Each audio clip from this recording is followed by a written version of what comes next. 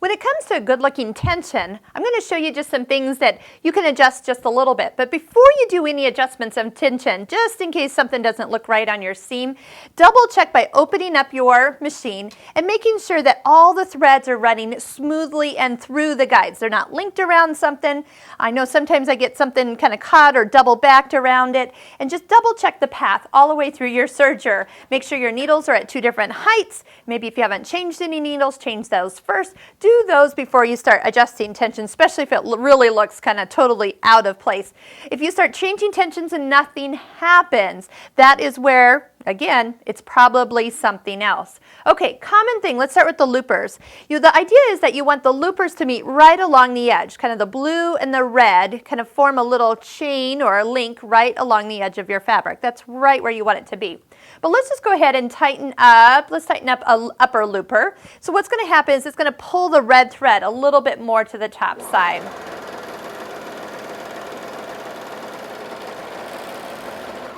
Now, tell you the truth, this is a lot easier to see when you do it with different colors because you can see, oh yeah, my red thread's coming up to the top, maybe my blue one's too tight, obviously, because we've tightened it.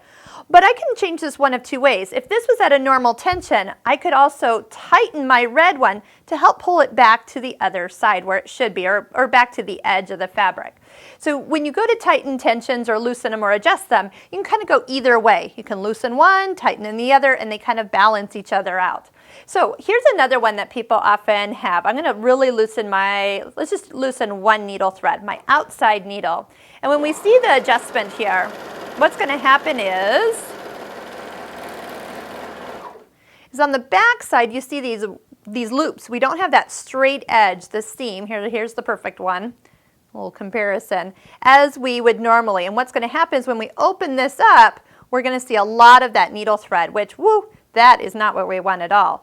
Oftentimes, instead of adjusting tension, because this would have normally been at a regular number, is that the thread is not deep enough into the tension disc. And if you look directly into your tension, if you have dials that are straight in front of you, you'll probably see this thread sitting outside the tension. So just kind of seat it by giving a little pull at the top, pull at the bottom, sink it in there. Tensions for the needles are much, much tighter than your loopers. So often when you thread, you don't get it down far enough. You lower the presser foot, the tensions close, and there's no thread in there, and that gives you crazy loops. You would also see crazy loops too on the needle threads. Let's do both needle threads this time just to compare what would happen here, because it always looks good on the top side, but it's the bottom side, or I should say the back side. See, everything looks fine here, but on the back we've got crazy links and loops that are just not holding that seam as it should.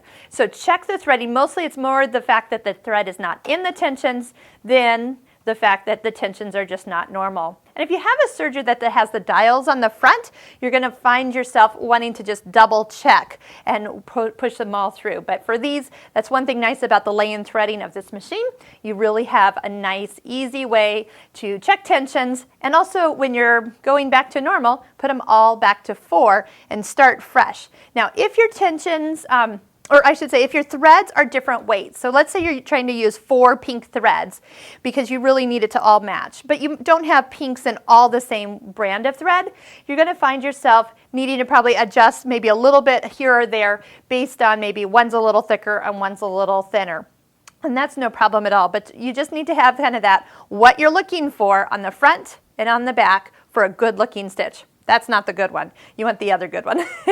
But that straight line at the base is what looks good.